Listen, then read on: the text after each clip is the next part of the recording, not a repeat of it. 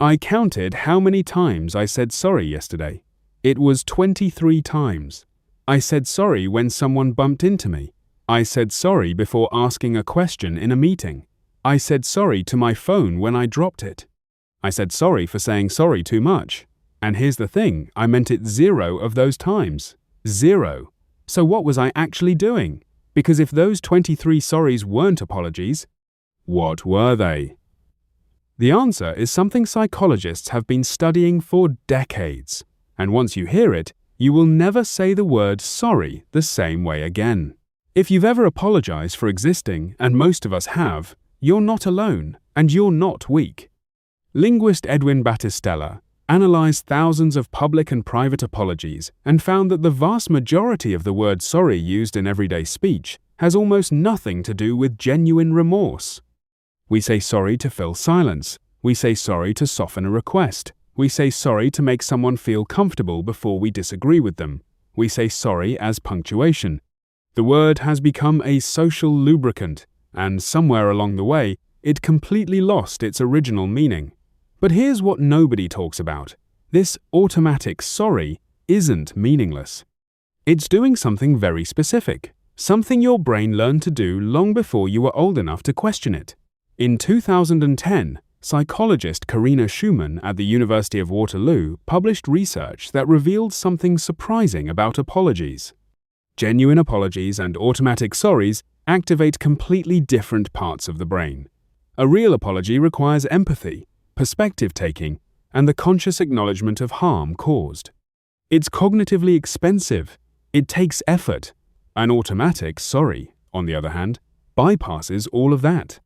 It fires from a much older, more primitive part of the brain, the same region that handles social threat detection. Here's what that means. When you say sorry automatically, you're not apologizing. You're performing a threat reduction ritual. You're signaling, I am not a danger to you. I submit. I am safe. This is called a preemptive appeasement signal, and humans have been using it for hundreds of thousands of years. Long before the word sorry existed, our ancestors used gestures, sounds, and postures to communicate exactly this. Don't attack me. I mean no harm. The word changed. The instinct didn't. This automatic sorry isn't distributed equally. In 2010, researchers Karina Schumann and Michael Ross found that women consistently report apologizing more frequently than men, not because women do more wrong, but because they have a lower threshold for what counts as an offense, requiring an apology. Women are more likely to perceive a situation as requiring repair, and more likely to act on that perception immediately. Men, on the other hand, tend to perceive fewer situations as requiring an apology, which is why they appear to apologize less, not because they feel less remorse.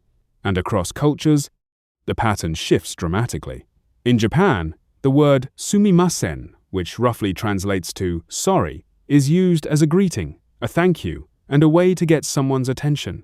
The word carries almost no emotional weight at all, which tells us something important. Sorry isn't a feeling, it's a tool, and like any tool, its power depends entirely on how you use it. Here's where it gets important. Researcher Maja Jovanovic spent years studying what she called chronic apologizing, and found that people who over-apologize consistently are perceived as less competent, less confident, and less trustworthy by the people around them. Not because those people are judging harshly, but because the brain of the listener automatically processes an apology as an admission of fault. So when you apologize for things that aren't your fault, you're training the people around you to see you as someone who is frequently at fault. And perhaps more damaging, you're training yourself. Every unnecessary sorry quietly reinforces the belief that your presence, your questions, your requests, your very existence requires an apology. And that belief, repeated 23 times a day, becomes a story you tell about yourself. So what do you actually do? The research points to one surprisingly simple shift. Replace sorry with thank you. Instead of sorry I'm late, try thank you for waiting. Instead of sorry to bother you, try thank you for your time. Instead of sorry, this might be a stupid question. Try, thank you for bearing with me. The psychology behind this is powerful. Sorry centers the interaction on your failure. Thank you centers it on their generosity.